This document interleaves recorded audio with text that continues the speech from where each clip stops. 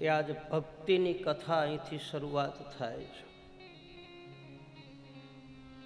નવધા ભક્તિ રામદેવજી મહારાજ અને એમના પરમ ભક્ત ભક્તરાજ ડાલીબાઈનો જન્મ અને એની સાથે જે ધર્મની ચર્ચા બાબા રામદેવજી મહારાજ મન વચન કર્મથી ડાલીને જે દિવ્ય ઉપદેશ આપે છે એ ઉપદેશની કથા ગુરુ કૃપાથી આવી મહાન ચેતનાઓના આશીર્વાદથી ભક્તમાળની કથા અહીંથી શરૂઆત થાય છે. ડાલીબાઈના જીવન ચરિત્રમાં એવી જુદી જુદી કથાઓ બતાવે છે. કોઈ કહે છે ડાલીબાઈ રાધાનો અવતાર છે, કોઈ સંતો એમ કહે છે કે ડાલીબાઈ ઇન્દ્રના ઘરની અપ્સરા છે, એને શ્રાપ મળ્યો અને પછી બીજો જન્મ ડાલીબાઈ તરીકે થયો. આવી પણ એક કથા બતાવે. એક કથા એવી પણ બતાવે કે ડાલીબાઈ એક રાજાના કુંવરી છે. એનો જ્યારે જન્મ થાય એ વખતે એના જન્માક્ષર બનાવતી વખતે થોડાક આંકડાઓમાં જરાક ફારફેર થયો. એટલે જ્યોતિષ જોવાવાળાએ એના જીવન કુંડળીમાં એવું લખ્યું કે આ દીકરીનું મુખ એના પિતા જોશે તો રાજપાટનો નાશ થાય. ખરેખર એવું હતું નહીં. એટલે રાજાએ એ દીકરીનો ત્યાગ કર્યો. પોતાના માણસોને કહે છે કે આ દીકરીને આપ જંગલમાં જઈ કોઈ એવી જગ્યાએ દાટી દો અથવા તો એને મારી નાખો. રાજના માણસો દીકરીને લઈ જંગલમાં આવે. પછી એના વિચારો ફરી ગયા કે આપણે શું કામ પાપ લેવું. આ દીકરીને જોડીમાં બાંધી અને ઝાડની ડાળી ઉપર ટીંગાડી દઈ, પછી આના ભાગ્ય હોય ત્યાં જાય. રાજાને આપણે ખોટું કહેશું. કોઈનો જીવ બસતો હોય તો ખોટું બોલવામાં કોઈ વાંધો નથી, તો દોષ નથી લાગતો. આપણા શાસ્ત્રોમાં બતાવે છે. ગાયની હત્યા થતી હોય અને તમે ગાયને બચાવવા માટે કદાચ ખોટું બોલવું પડે તો એનો દોષ નથી લાગતો. અબળાની લાજ લૂંટાતી હોય અને કદાચ એમાં તમે ખોટું બોલો અને સ્ત્રીની લાજ બચતી હોય તો એમાં એક વખત ખોટું બોલાઈ જાય તો દોષ નથી લાગતો. બ્રાહ્મણની હત્યા થતી હોય અને એમાં તમે એ બ્રાહ્મણ ખોટું બોલવાથી બ્રાહ્મણનો જીવ બચતો હોય તો એ દોષ લાગતો નથી. અમુક છૂટ આપી છે. કોઈનો જીવ બચતો હોય તો ખોટું બોલવું પડે. રાજના માણસોએ આવું નક્કી કર્યું. ઝાડની ડાળી ઉપર દીકરીને લટકાડી પોતે રાજમાં આવે. આ બાજુ એ જ ઝાડના વૃક્ષની નીચે રણુજાનો અખૈયો જયપાલ, શાયર જયપાલ, જ્ઞાતિએ ચમાર.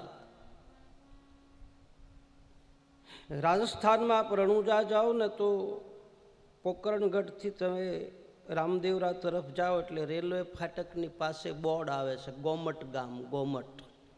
ગોમટ ગામનું પાટિયું આવે. એ ગોમટ ગામમાં ડાલીનો ઉછેર થયો. એ ગોમટ ગામનો અખૈયો શાયર જયપાલ જંગલમાં આવળ વીણવા માટે આવે અને એ વખતે રણુજાનો એક કઠિયારો, બંને એક ગુરુના શિષ્ય છે, સદગુરુ બાળીનાથ બાબાના શિષ્ય છે. બંને વૃક્ષની નીચે બેઠા ને એમાં દીકરીને રડવાનો અવાજ થયો. આકાશમાં આમ ઝાડની ડાળી ઉપર જોયું એટલે એમાં દીકરીને નીચે ઉતારી. બંને જણાએ નક્કી કર્યું કે ભાઈ આ દીકરીને તું લઈ જા. શાયર જયપાલને સંતાન નહોતું એટલે ડાલીબાઈને એ પોતાના ઘરે લઈ જવાની તૈયારી કરે. શાયર જયપાલે કહ્યું હું આ દીકરીને મારા ઘરે લઈ જાઉં, એના પાલક પિતા બનું, પણ સદગુરુની હાજરીમાં આ દીકરીને લઈ જાઓ જેથી કરી કાલ સવારે મારા ઉપર ખોટું આળ ન આવે. એ દીકરીને લઈ બાળીનાથ બાબાની ઝૂંપડી આવે. સદગુરુ બાળીનાથ બાબાએ ડાલીબાઈના કપાળ સામે જોયું તો પૂર્વના ભક્તિની રેખાઓ ફૂટેલી છે. બીજું, ડાલીબાઈની નાભી કમળમાં સદગુરુ બાળીનાથ બાબાએ આમ કાન રાખ્યો તો નાભીમાંથી ઓમકારનો નાદ ચાલુ હતો, જેને નાદ બ્રહ્મ કહે છે. દરેક જીવ માતાના ઉદરમાં હોય છે ત્યારે એ જીવનો સંબંધ બ્રહ્મની હારે જોડાયેલો હોય છે. જ્યારે એ બાળકનો જન્મ થાય પછી એ નાળ કાપે, નાળ એની નાભીની હારે એક રગ જોડાયેલી હોય છે, એને નાળ કહે, નાળ આપણી દેશી ભાષા. અને એ નાળ કાપે ને પછી જ બાળક રડે. જ્યાં સુધી નાળ ન કાપે ત્યાં સુધી બાળક રડે નહીં. માતાઓને ખબર હોય, એને નાળ કાપી કહેવાય. નાભીની હારે સંબંધ છે બ્રહ્મનો. જે જીવને પોષણ મળે છે એ નાભી દ્વારા મળે છે. અને જેવી એ નાળ કાપો એટલે બાળકના મુખમાંથી ત્રણમાંથી એક શબ્દ નીકળે. કાં તો અકાર નીકળે, કાં તો મકાર નીકળે અને કાં તો ઉકાર નીકળે. આ ત્રણેય માત્રા છે, અકાર, ઉકાર અને મકાર. આ ત્રણેય ભેગું થાય એનું બને ઓમકાર. અને એ ઓમકારનો નાદ દરેક જીવની નાભીમાં પડ્યો છે. મેં પહેલાં આપને કહ્યું કુંડલીની શક્તિ જે છે નાભીમાં ગુંડલું વળીને પડેલી છે. એનું મુખ ઉર્ધ્વમુખ છે. ગીતાજીની માલપા 15મા અધ્યાયની માલપા બતાવે ઉર્ધ્વમૂલો મધશાખમ. આજે આ સુરતા જે કહે છે, જે ત્રિવેણી કહે છે, જે ઓહમ સોહમ કહે છે, જે નાદ બ્રહ્મ કહે છે, જે શબ્દ બ્રહ્મ કહે છે, એ પડ્યો છે ક્યાં? નાભીમાં પડ્યો છે. એને ઉલટું મુખ કરીને કોઈ જગાડનાર મળી જાય અથવા તો કોઈ સદગુરુ કોઈ એવી ચાવી લગાડી દે અને ચાવી લગાડી દે તો એમાંથી નાદ બ્રહ્મ ચાલુ થઈ જાય, ઓમકાર ચાલુ થઈ જાય. નાભીમાં પડ્યો એટલે જ કદાચ લાખા અને લોયરના જીવન ચરિત્રમાં આ વાત આવે છે. લાખાને જ્યારે શરીરમાં રક્તપિત્તનો રોગ થયો, સદગુરુનો દ્રોહ કર્યો, ગુરુદ્રોહનું પાપ લાગ્યું અને પછી લાખાને બહુ પીડા થઈ, બહુ દર્દ થયું. પછી એક દિવસ લોયણ લાખાની પાસે આવે. લાખાની આવી પીડા જોઈ અને સંત હૃદય, લોયણ એ સંત છે, બે માણસ નથી. લાખો અને લોયણ બે ગુરુ ભાઈ બહેન છે. લાખાના ગુરુ ઉગમસિંહ બાવા છે, લોયણના ગુરુ શેલરસિંહ બાવો છે. શેલરસિંહ બાવો ઢેલડીમાં થયા, મોરબીમાં. રાવત રણસિંહના દીકરા. સતી ડાળદેનો જ્યારે ચેડો પકડ્યો અને એ વખતે રામદેવજી મહારાજે બધી ગત ગંગા હાજર કરીને શિવરો મંડપ જ્યારે કર્યો ઢેલડી નગરમાં, એ વખતે રાવત રણસિંહ 5 વર્ષની ઉંમર હતી. એણે નજરે એ બધી ગત ગંગાને જોયેલી. ઈ શેલરસિંહ બાવાની શૈલી લોયણ અને લાખો ઉગમસિંહ બાવાનો શિષ્ય. ઉગમસિંહ બાવા બે થયા, એક ઉગમ ફોજ આખી બની એ અને એક ઉગમસિંહ બાપા રામદેવજી મહારાજના વખતમાં થયા. એ ઉગમસિંહ બાવાના ગુરુ ખુદ રામદેવજી મહારાજ હતા. સેલરસિંહ બાવાના ગુરુ ખુદ રામદેવજી મહારાજ હતા. ખીમડા કોટવાલના ગુરુ ખુદ રામદેવજી મહારાજ હતા. એને પ્રબોધ્યા હતા બધાને. તો લાખો અને લોયણ એ બે માણસ નહોતા, એ બે ગુરુ ભાઈ બહેન હતા. ઉગમસિંહ બાવાએ લાખાને દીક્ષા આપ્યા પછી લાખાનું કાંડું લોયણને હોય કે લે બેટા આને તારજે, કારણ કે તારા ઉપર વધારે આને ભાવ છે, તારા ઉપર વધારે આને પ્રેમ છે. અને એક વાત યાદ રાખજો, જેના ઉપર પ્રેમ આપણને હોય ને એનું જ આપણે માનીએ છીએ, બીજાનું ઓછું માનીએ. એટલે લાખાનું દર્દ જોઈ અને લોયણને માલપા હૃદયમાં દુઃખ લાગ્યું. લાખાએ હાથ જોડ્યા કે હે બેન લોયણ, આ પીડામાંથી મારે મુક્તિ પામવા માટે કઈ રસ્તો ખરો? અને એ વખતે લોયણના મુખમાંથી શબ્દો નીકળે છે કે લાખા, મારો તારો સદગુરુ જો આવે, અને સદગુરુ આવે તો જ મારી તારી આ પીડા મટે, નકર મટે નહીં. તારા ભીતરમાં પડેલી સુરતા, તારા ભીતરમાં પડેલો નાદ બ્રહ્મ, સદગુરુ જો ચાવી લગાડે તો જ નાદ બ્રહ્મ ઉઘડે, અને નાદ બ્રહ્મ ઉઘડી જાય તો તારી પીડા નાશ પામે. આવું બતાવે છે એના ભજનમાં. એ જિલ્લાઓ રે એ ખુશીને તાળા મારા ખોલીએ રે, એ જિલ્લાઓ રે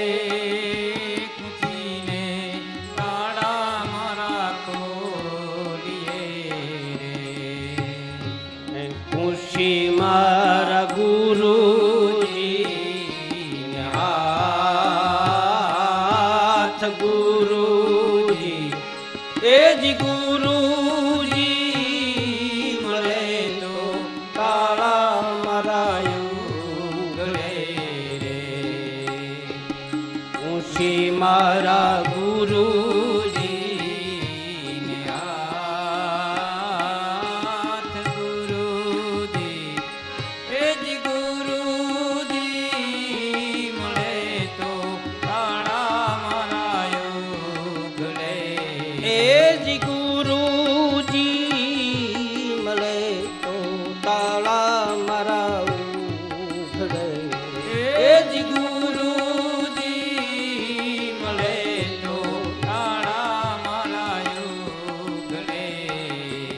બાર બાર વરહે ગુરુ મારા આવ્યા રે, લેવા કાંઈ લાખાની સંભાળ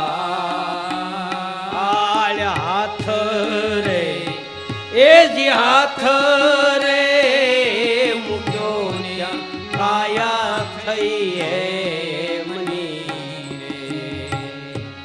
કાયા બની કંચન વર્ણી દે રે, એ જિલ્લાઓ રે ખુશીને તાળા ખોલીએ, એ જિલ્લાઓ રે ખુશીને તાળા મારા ખોલીએ રે. સદગુરુ મળી જાય તાળું ઉઘાડનાર કોઈ શબ્દરૂપી ચાવી આપે. આખો પ્લોટ હોય ને, આખો પ્લોટ, એ પ્લોટ જેવડું કોઈ દી મકાન ન હોય, અને જેવડું મકાન હોય ને એવડા ઓરડા ન હોય, અને જેવડા ઓરડા હોય ને એવડું બાવણું ન હોય, અને જેવડું બારણું હોય ને એવડા નકુસા ન હોય, અને જેવડા નકુસા હોય ને એવડું તાળું ન હોય, અને જેવડું તાળું હોય ને એવડી ચાવી ન હોય. ચાવી તો ખાલી 2 ઇંચની જ મળી જાય તો આખા 5 વીઘાના બંગલાનું ધ્યાન રાખે.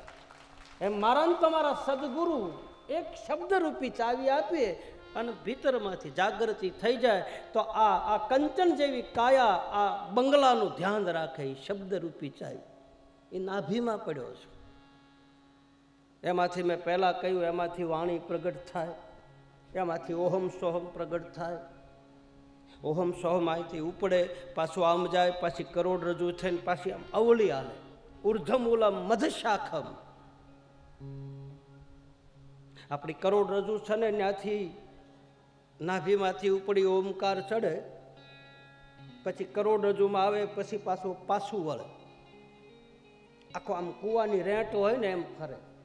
આ મહાપુરુષો યોગી લોકો જે ધ્યાન કરીને જોવે છે, જે કુંડલીની શક્તિ જાગૃત, એને સૂક્ષ્મના નાડી પણ કહે. ઈંડામાં રમવું, પિંગલામાં જમવું, સૂક્ષ્મણામાં કરવો અભ્યાસ. અભ્યાસ જાગ્યા પછી ભમવું નહીં પાનભાઈ, એકાંતે બેસી મારા હરિને આરાધો. જેની જાગૃતિ થઈ જાય, બહુ કઠિન છે. સદગુરુની હાજરીમાં કરાય. ગુરુ મનન તમને બતાવે તો, નહીતર કમાઈને છટકી જાય. ધ્યાન દેજો, એમનેમ કરવા જાય ને તો ગાંડા થઈ જાય. સુરતા ઉપર ચડી ગઈ, પાછી નીચે ઉતારતા આવડવી જોઈએ. એ ગુરુ લોકો શીખવાડે. એ મહાપુરુષો બેઠા બેઠા પોતાના સાધક પોતાના બાળકને શીખવાડે. અને એ બ્રહ્માંડમાં મેં કાલે પરમ દિવસે કદાચ કીધું હતું, બ્રહ્માંડમાં સુરતા ચડી જાય અને ત્યાં પછી જણજણાટી બોલે, ત્યાં પછી જ્યોતિયું જળહળે, પછી પડચંદા પડે, નાદ ચાલુ થઈ જાય. 12 પ્રકારના નાદ આવે ભાઈ. ઘંટનાદ આવે, શંખનાદ આવે, વેણુનાદ આવે, ઝાંઝરનાદ આવે, બંસરીનાદ આવે. વ્રજની ગોપિકાઓ બંસરીનો નાદ સાંભળ્યો ને પાગલ થઈ ગઈ. ભગવાન કૃષ્ણ વાંસળી વગાડતા એ તો પ્રતીક છે, બાકી ખરેખર તો ગોપીઓનો નાદ બ્રહ્મ ચાલુ થઈ ગયો હતો. અને નાદ બ્રહ્મ ચાલુ થાય ને, એ એના પ્રીતમને ગોતે, એ એના પ્રેમીને ગોતે, ભટકા કરે.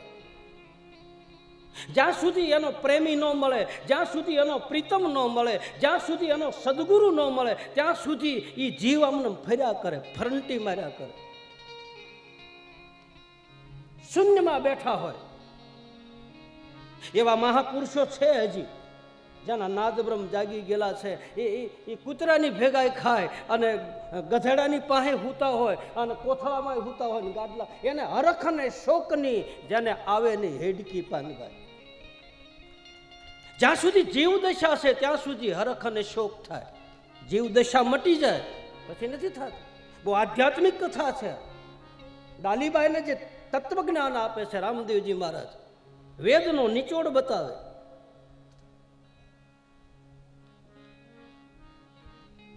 જેનો નાદ ચાલુ થઈ જાય, ohm Soham ohm Soham ohm Soham, પછી એને કાંઈ કરવું ન પડે, પછી એની મેળાઈ બધું થાય. એ ઓહમ સોહમ કા કર લે ગુજારા, મેરામ સતગુરુ તારો માહી બોલે, મેરામ સતગુરુ તારો માહી બોલે. કહે રવિ રામ ગુરુ ભાણ પ્રતાપે, કહે રવિ રામ ગુરુ ભાણ પ્રતાપે, કહે રવિ રામ ગુરુ ભાણ પ્રતાપે, કહે રવિ રામ ગુરુ ભાણ પ્રતાપે. અવસર એસા નહીં આતા, અવસર એસા નહીં આતા, માટે રામ સમર મન, રામ સમર લે, રામ સમર મન.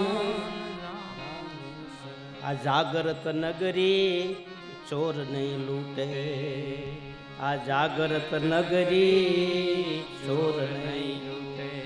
પછી ક્યાં કરેગા જમદૂતા, ક્યાં કરેગા જમદૂતા. એ ભાઈ રામ સમર મન, રામ સમર. સમરણ કરી લે સત સાહેબનું. કબીર કહે સમરણ અને ભજનમાં ફેર છે, ધ્યાન દેજો બરાબર. ભજન અને સમરણમાં બહુ ફેર છે. સમરણ નાભીમાંથી થાય અને ભજન ગળામાંથી થાય. સમરણ માલપાથી થાય. सांसों की माला पे कबीर कहे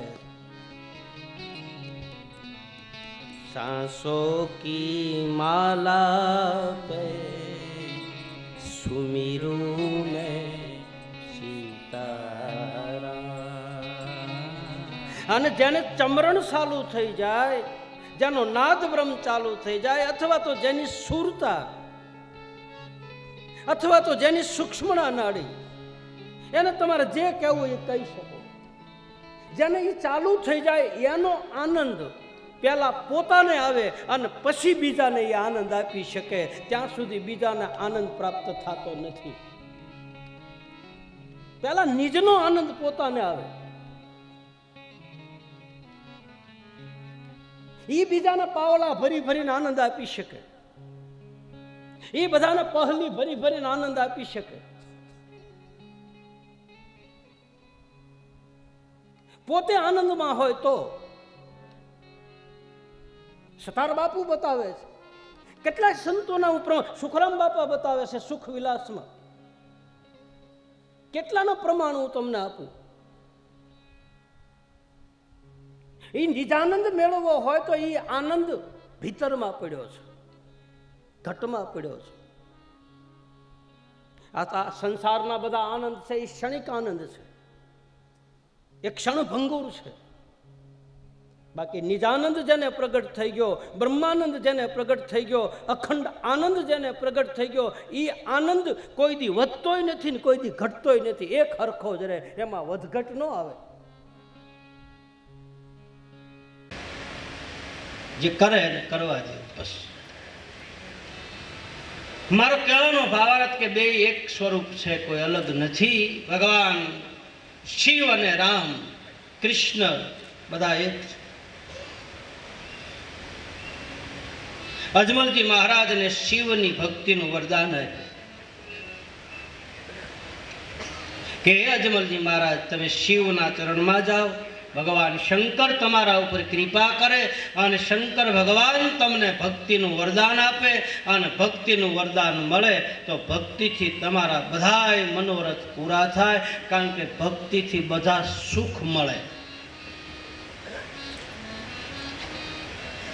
મોહમાંથી બધા દુઃખ પેદા થાય અને ભક્તિ તાત અનુપમ સુખ મૂલા અને મિલહી જો સંત હોય અનુકૂલા ભક્તિથી સુખ મળે સુખ એટલે માલપાનું સુખ મળે બાકી બંગલાના હાથી ઘોડા કદાચ એવું જો કરતા હોય તો ઈ નહીં મળે કારણ કે ભક્તિ કરવા વાળાને તો એ મળવાનું જ નથી એને તો આજ એક તકનું જ હોય કાલ ન હોય જેને જેને ભક્તિ કરી એને હું હા એને શેના સુખ મળ્યા છે એને બંગલા મળ્યા એને એક તકનું જ હોય બીજું ન હોય કાલની ચિંતા ન કરે અરે શરીર ઉપર બીજા લુગડા નહોતા આ તો હવે ઠાકરે દયા કરી મીરાને સુખ મળ્યું હે નરસિંહ મહેતાને સુખ મળ્યું સુખ એટલે બંગલાના હાથી ઘોડા હોય એની બાકી માલપા સુખી હતા એને સુખ મળ્યા ભીતરના અને આપણને સુખ મળ્યા બહારના માલપા જ દુઃખી બધા રોવે છે હા કોઈ એમ ન માનતા કોઈ નથી રોતો એમ રોઈ પણ સાનામાના રોઈ કોઈ ભાવે નહીં એમ રોઈ અને તમે અમારી પાસે રોવો બાકી બધા થપાટ મારીને મોઢું લાલ રાખે બાકી બધા રોવે તો છે કોઈક ખૂણામાં બેહીને રોવે કોઈક મેદાનમાં બેહીને રોવે બધી હળગે છે ક્યાંય નિરાશ નથી આમાંય નથી નિરાશ કદાચ તમને એમ હોય કે આમાં નિરાશ ના આમાં ગાદી હાથ ઉભા છે હું મહંત બોલો કે હું મહંત બોલો બોલો કે હું બોલું ને એમાં મારી નાખે હાજે તમને એમ થાય કે આમાં જાય ત્યાં નિરાશ અમારી પાસે આવો ત્યાં એમ અમારું લઈને બેઠા હોય ને તમને એમ થાય કે લ્યો આ બાપુ આમાં ભેંસના શિંગડામાં પગ નાખીને પીડ્યા લાગે ક્યાં નિરાશ છે બધા થપાટ મારીને મોઢા લાલ, ભલે બંગલા ઉપર લખ્યું હોય શાંતિ નિવાસ, પણ મારી પાસે રહેતા હોય ને ખબર હોય કે મારી પાસે શું છે, મારી પાસે શાંતિ છે, ખળગે છે, એ તો એ ભાઈ આખો કરોડો રૂપિયાનો બંગલો હોય, મારી પાસે નિરાજે ખાતા નહીં, રાંધેલા રખડે છે.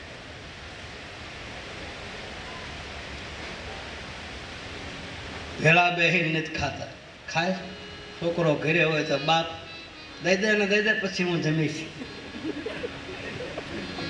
આપણે તો ભાડ્યું એવું કહી, કાનો મારો મેથળા મરણ કાનો પાળે એવું કે.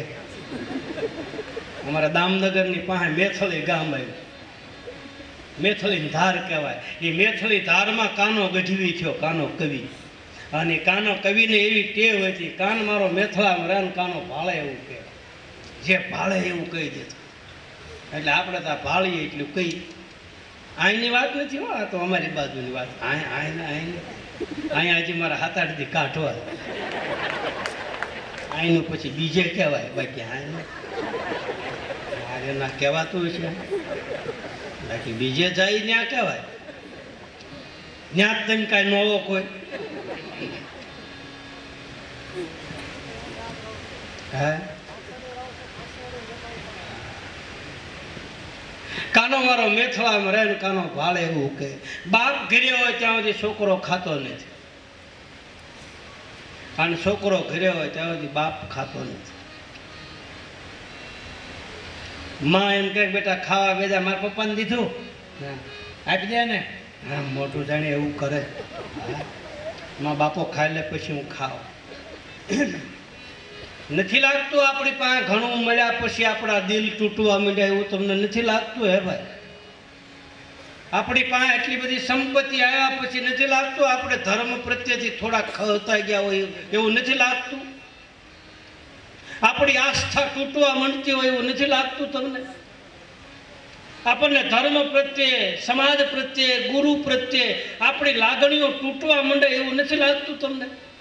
મને તો લાગે છે. આપણી માતા પિતા, આપણા ગુરુ પ્રત્યે આપણી શ્રદ્ધા ઘટવા માંડે છે એવું નથી લાગતું? હે ભાઈ, મારો ઠાકર તમને આ માતાજી તાપી માના કિનારે બેઠા તમને ખૂબ આપે, અને આપે છે ખોબલે ને ધોબલે આપે છે. આપ્યા પછી મારી તમારી શ્રદ્ધાઓ અને મારા તમારા વિચારો કેમ તૂટવા માંડ્યા? એનું કારણ શું? કેમ આસ્થાઓ ઘટવા માંડી? કેમ આપણા માણસના આપણા વિચારો, માનસિક વિચારો વિકૃત કેમ પામ્યા? એનું કારણ શું? આપણી આસ્થા તૂટવા માંડી. ધર્મ પ્રત્યે, ગુરુ પ્રત્યે, આપણા ઈષ્ટદેવ પ્રત્યે આપણી ભાવનાઓ વિકૃત થવા માંડી. આપણે લાલસામાં ઉતરવા માંડ્યા, આપણે લાલચમાં જવા માંડ્યા. અને લાલચ એટલી બધી બુરી ચીજ છે કે લાલચમાં ફસાયેલો પુરુષ પછી માને જોતો નથી, બાપને જોતો નથી, ગુરુને જોતો નથી, અને ધર્મને જોતો નથી. એ લાલચમાં આવી અને એ વ્યક્તિ એવા કર્મ કરવા માંડે કે એના ધર્મ ઉપરથી શ્રદ્ધા ઘટવા માંડે. મારો ઠાકર તમને ખૂબ આપે. વિચારો ટકાવી રાખજો. આપણું જૂનું છે એ ભૂલાય નહીં, આપણા જૂના સંસ્કારો છે એ ભૂલાય નહીં. બા ભલે આપણી પાસે ગમે એટલી સંપત્તિ હોય પણ મુઠ્ઠી એક જાર ઘરમાં રાખવી, કારણ કે એ જાર કારે ખાવાનો વારો આવે એ કહેવાય ને, થપાટ લાગી જાય એવી કાળની.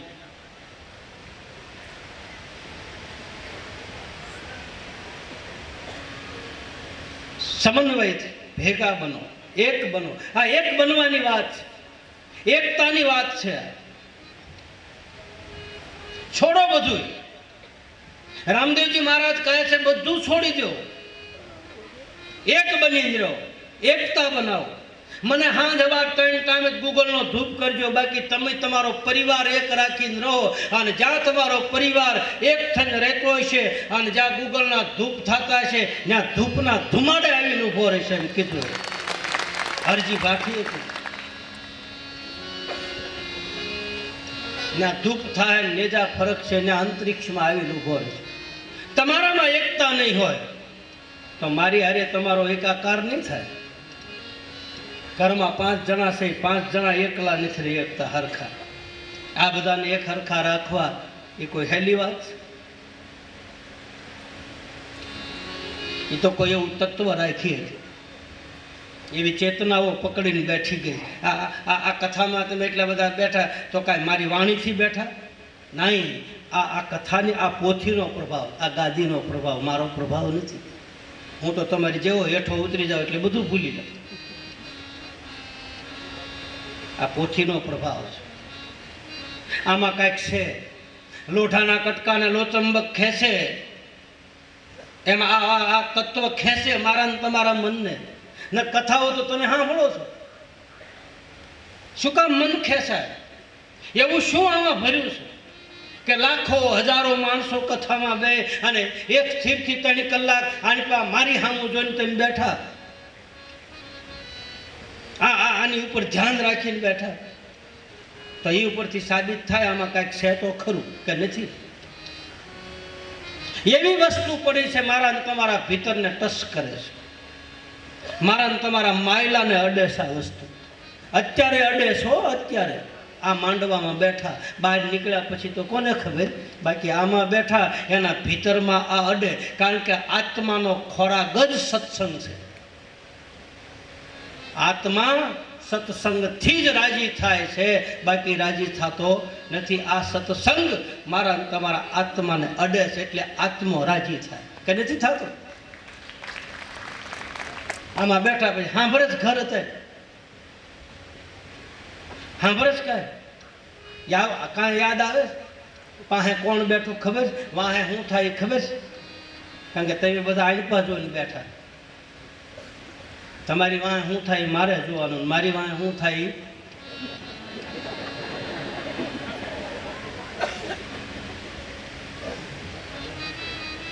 તમારા બધાનું ધ્યાન આવ્યા છે. પોથીની રહી, ગાદીની રહી, એની ઉપર બેહવા વાળા ફરતા ગયા અને એની ઉપર વાંચવા વાળા ફરતા ગયા અને સાંભળવા વાળા ફરતા ગયા. બાકી આ પોથી તો આદિ અનાદિ કાળની કથા છે. આ તો બહુ જૂના ધર્મની કથા છે. રામચરિત માનસની કથા 4 જગ્યાએ શરૂ થાય, એમાં 3 જગ્યાએ પૂર્ણાહુતિ થાય, 1 જગ્યાએ પૂર્ણાહુતિ નથી થતી. આપ રામાયણનો ગુટકો ખોલીને જોઈ લેજો. ભગવાન શંકર કથાને વિરામ આપે, કાગભૂષણજી બાબા ગરુડજીને કથા વિરામ આપે, પાયો પરમ વિશ્રામ કહી, તુલસીદાસજી મહારાજ પોતાની કથાને પોથીને બાંધીને વિરામ આપે. પૂરી નથી કરતા, કોઈએ પૂરું કર્યું નથી, પૂરેપૂરું કોઈએ ગાયું નથી. અને કદાચ પૂરેપૂરું ગાવા વાળો મળી જાય તો પૂરેપૂરું કોઈ સાંભળ્યું નથી. અને કદાચ પૂરેપૂરું સાંભળે તો પૂરેપૂરું પાછું જીવનમાં ઉતારવાનું નથી. આપણે તો કંઈક ખામી જ રહેવાની, એટલે બધે ખામી ખામી ખામીને ખામી. 3 જગ્યાએ કથા પૂરી થાય, 4થી જગ્યાએ કથા પૂરી નથી થતી. રામચરિત માનસની કથામાં 4 જગ્યાએ કથા શરૂ થાય, એમાં 3 જગ્યાએ કથા પૂરી થાય, 4થી જગ્યાએ કથા પૂરી થતી નથી. ઈ કથા ચાલુ છે ને ઈ કથા આ છે. એ જ ત્યાંથી એ વખતની કથા હાલી આવે છે. કથાનો કોઈ અંત નથી, કથા કોઈ પૂરી કરી નથી. હા, ગાવા વાળા બદલાતા ગયા, સાંભળવા વાળા બદલાતા ગયા. એ વખતે 88,000 ઋષિ મુનિ સાંભળતા હતા. ભગવાન સુખદેવજી મહારાજ કથા કરતા, યાજ્ઞવલ્ક મુનિ મહારાજ કથા કરતા, કાગભૂષણજી કથા કરતા, તો માન સરોવરના હંસલાઓ કથા સાંભળતા. કંઈક છે તો ખરું, આમ આપણને ખેંચી રાખે, પકડી રાખે. ને કે 3 કલાક આપણો જીવ 3 કલાક સરખો બેહાયેલા. હે ભાઈ, એ અહીં બેઠા બેઠા ત્યાં ઘરે બેઠા હોય તો કેટલી મન મવે, તન બિલખે, કાળજુ કોડીનાર અને હફેતરું હરધાર. હા હા, ઘરે બેઠા હોય કેટલા ઉધામા કરીએ. મારી પાસે આપણા ઘરે હરખા બેસી, હે આમ મૂકો ને, હે આમ કરો ને, આ બધું આમ કર્યું ને, આમ કર્યું ને, આમ કર્યું. હે માતાજી 3 કલાક તમે ઘરે હરખા બેહો. હે સાંભળે સાડિયું, ટીકા ટાંકવાનું ન સાંભળે, કારણ કે આ મોંઘા મોતી મળ્યા હોય તો એ ટીકા તો પછી ટાંકવાના, પણ આ મોતીડા આ મણકાના મોતી ક્યારે મળે? આ તો અવસર મળ્યો, સમય હોય ને મોકો હોય તો લઈ લેજો ટાઈમે, નકર પછી બાપુ વખત વિશે પસ્તાવો થાશે, થાશે હાંસી તમારી, દાસી જબુ કહે. હવે આવા મોતીડા મળતા હોય તો એ મોતીડાને લઈને શું કરવું? અમારા દાદો મેકરણ કહે છે કે મોતીડા એવી જગ્યાએ દેવાય કે જ્યાં લેવા વાળા બેઠા હોય. દાદા બેઠા છે, ખબર છે દાદા, કચ્છી ભાષામાં દુહો છે દાદા મેકરણનો કે ભલે એ મોતીડા કાઠ ખાઈ જાય પણ જેવા તેવા દેવાય ને એમ દાદો મેકરણ કહે જીનામ જીનામ જીનામ. ઊંઘો, ઊંઘ નો આવે તો આમાં વજાવો. હજી કેટલાય દી બાકી છે.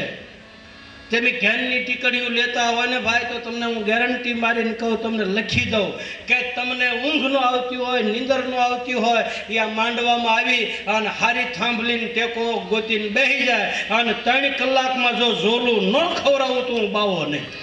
લખી દઉં, ગેરંટી. ફલફલા ઊંઘી ગયા હે, આમાં ફલફલા ઊંઘી ગયા. ઝોલું આવે, શાંતિ હોય ને ઊંઘ આવે ને, હે નિરાત હોય ઊંઘ આવે. ભગવાન કૃષ્ણનો જન્મ ક્યાં થયો? કયો છે? હે મથુરામાં જન્મ થયો ને, જેલમાં. નોમનેજી થયો કે 11 આઠમનેજી?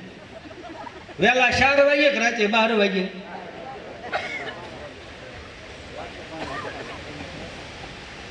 હવે મૂળ વાત કહું તમને. ભગવાન કૃષ્ણનો જન્મ મથુરામની જેલમાં થયો રાત્રિના 12 વાગે.